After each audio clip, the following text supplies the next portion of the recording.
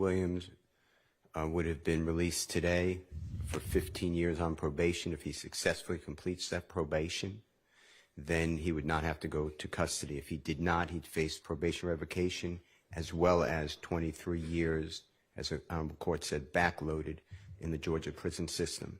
But we could not come to terms on all the conditions that the district attorney was insisting upon. Okay. All right. Thank you. Go ahead, Ms. Love. Okay. And Mr. Williams, were you aware of that previous offer as well as all of the requirements that that offer would have entailed? Yes. Okay. And had you had enough time to discuss that particular offer with your attorneys? Yes. All right. The previous one? The previous Yes. offer. Yes. Do you understand that the court can impose any sentence authorized by law, including a higher sentence than that recommended by the state, up to the maximum sentence on each charge in this indictment?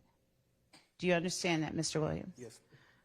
Do you understand that if you enter into a non-negotiated plea, you do not have a right to withdraw your plea once the sentence has been announced? Yes. Do you understand that this is a guilty plea which is permanently recorded on your criminal history? Yes. Do you understand that this plea may be used to enhance sentencing on other convictions in this jurisdiction as well as in other jurisdictions, including in the federal courts? Yes. Do you understand that if you are currently on probation or parole, your probation or parole may be revoked based on your entering a guilty plea today? I'm not on probation. Okay, so you're not on if probation. you were on probation, Yes. but if you're not, then it doesn't matter. Okay. Do you understand that if you are placed on probation of any kind by this court, you cannot violate any criminal laws of any governmental unit or any special conditions of probations without being subject to revocation for the balance of the sentence the court imposes? Yes, I know.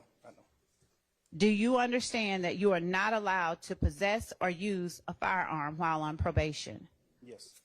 Do you understand that if you are not a United States citizen, a guilty plea conviction will affect your immigration status and will result in deportation, just like a conviction at a trial would, and that this is true regardless of any advice by your attorney or anyone else?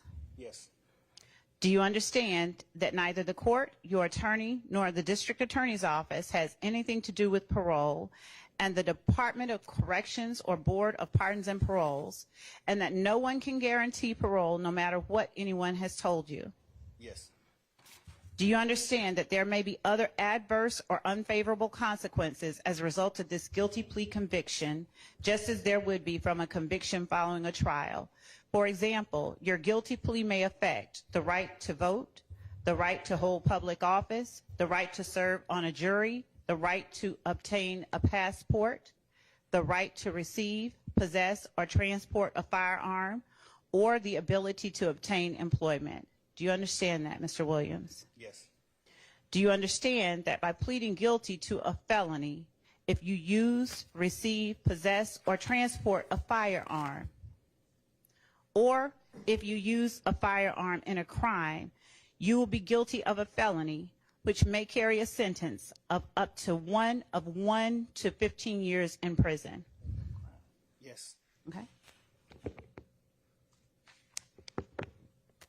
Do you understand that you waive any and all defenses, including any mental health defenses, by entering a plea of guilty? Yes. Do you understand that if you went to trial, you would have the right to that if you continued at trial, rather, you would continue to have the right to a trial by jury, the right to see, hear, and confront witnesses called to testify against you, and the right to testify or to remain silent and not incriminate yourself? Do you understand all of those things? Yes. Do you understand that by pleading guilty, you are giving up the following rights? The right to a trial by jury. Do you understand that? Yes. The right to remain silent and not incriminate yourself. Yes. The right to confront witnesses against you. Yes.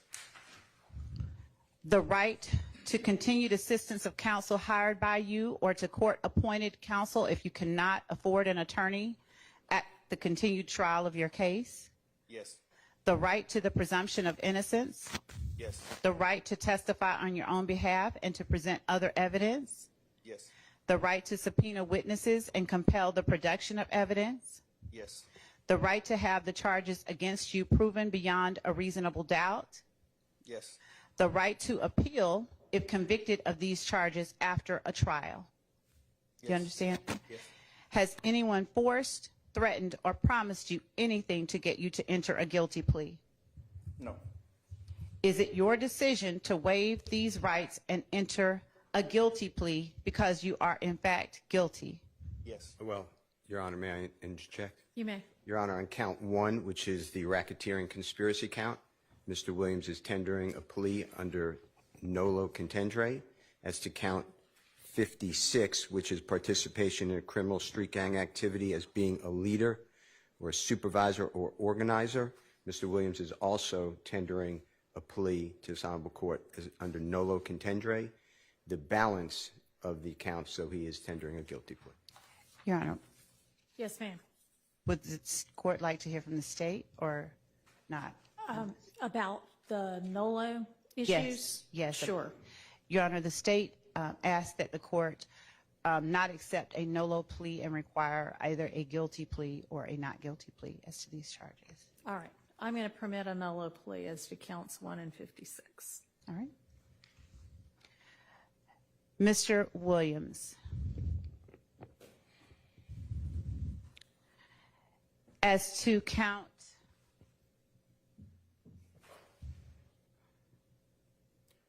57, participation in criminal street gang activity, how do you plead? I plead guilty.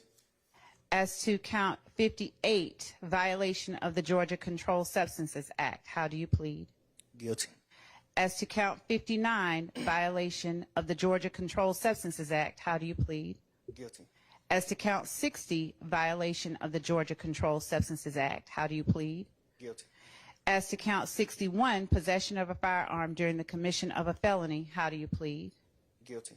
And as to count 1, conspiracy to violate the Racketeer Influenced and Corrupt Organizations Act, how do you plead? No law. As to count 56, participation in criminal street gang activity under the leadership charge, how do you plead? No law. I think you didn't ask about count 62.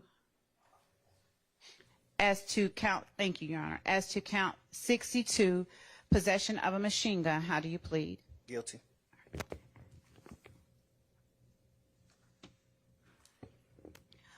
Are you pleading guilty to the offenses you have indicated because you are in fact guilty of these charges? Yes. All right. Are your guilty pleas and your NOLO pleas freely and voluntarily given with the full knowledge of the charges against you? Yes. Do you understand that you may have only a limited right to appeal this guilty plea conviction? Yes. Do you understand that you have only 4 years from today's date for a felony charge and 12 months from today's date you don't have a misdemeanor charge? But to file a habeas corpus petition challenging the voluntariness and constitutionality of this guilty plea. Yes. Your Honor, also, Do you? You have my- 30 days from I was- today to file a direct appeal from this guilty plea and until the end of this term of court to file a motion seeking to withdraw the guilty plea, which does not mean it would be granted, but that's the time period, okay? What's a direct appeal? Well, you can talk to your attorneys more about it, but it would be up to one of the, like the Court of Appeals, I think is where this one would go. Those are just the time periods.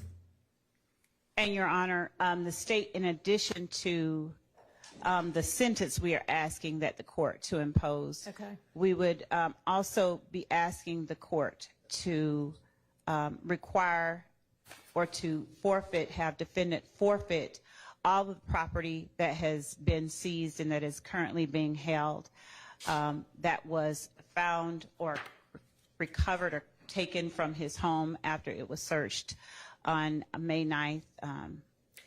Do you have any kind of list of what that property is? I mean, I'm not familiar with what was seized. And Your Honor, we're We not do, agreeing. and Oh, I know, I mean, I assume y'all aren't agreeing to anything. We're not You agreeing would to that. present it as a negotiated plea. We're not. But we do have a list of the All right. property items. Do you have it where available right now? Yes, actually, would the court permit us to send it electronically? Sure, Because that's fine. And then if that is not imposed as a condition, is it just get litigated as like any forfeiture matter? Yeah, it's Yeah, a it ci- would be litigated it's a later c- on, It's yes. a civil separate filing Okay. in this court. It's not related to the criminal right. case. It's related case, but it's unrelated. Understood. And we are sending that to Your Honor Thank you. at this time. And as it relates to the conditions of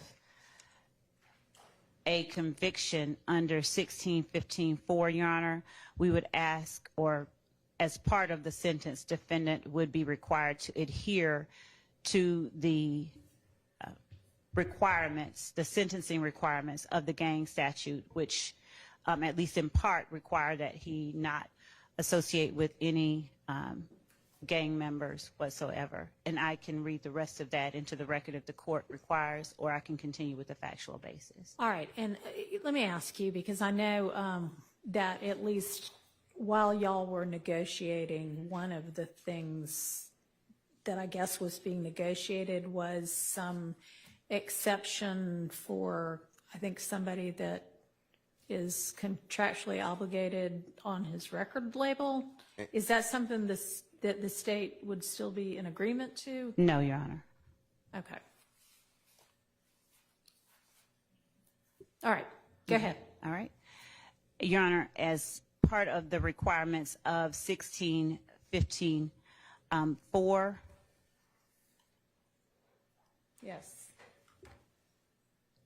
defendant would, one moment, Your Honor.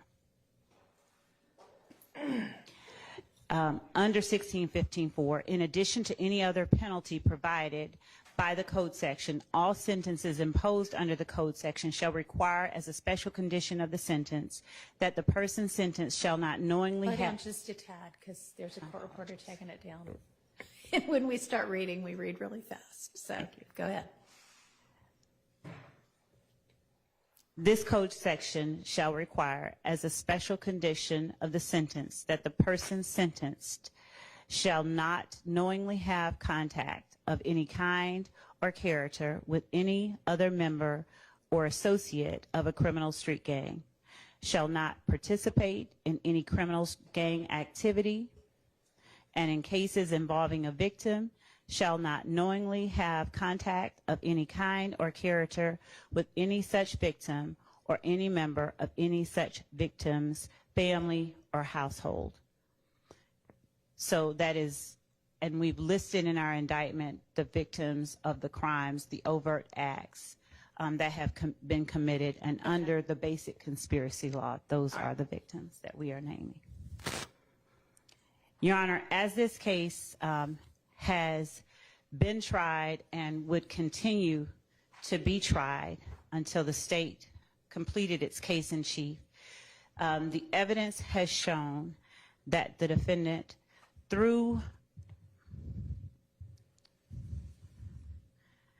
throughout the time between 2013 to 2022, conspired with both indicted and unindicted co-conspirators to participate in the enterprise known as Young Slime Life, or YSL, through a pattern of racketeering activity. Throughout that time, multiple conspirators, both indicted and unindicted, and including the defendant, have committed overt acts intended to further the enterprise itself.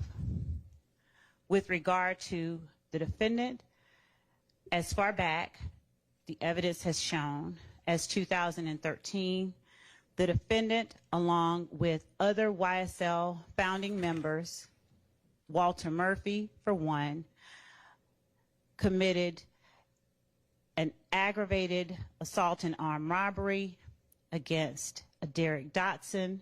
The court has heard evidence of that presented through Adrian Bean, who was a co-conspirator in that particular act. The armed robbery of an Arquillian Bennett, back in 2013. As alleged in the indictment, defendant and unindicted and indicted co-conspirators committed acts to further YSL that included drug sales, aggravated assault, and murder. They used and furthered, rather, this conspiracy by using social media posts and music to assert the violent nature of and the dominance of Young Slime Life, which is also known as YSL. The defendant is charged with being a leader of the gang YSL, and evidence has been presented by accomplices and co-founders of YSL, Trontavious Stevens and Walter Murphy, and evidence would have been presented, in the words of the defendant himself, that the defendant, as shown by some of his own social media postings, was the founder, one of the founders of YSL, along with Mr. Stevens and Mr. Murphy. YSL formed, according to the evidence that has come out in this trial, in 2012, 2013, under the former version of the name of the gang called Rock Crew or Raised on Cleveland.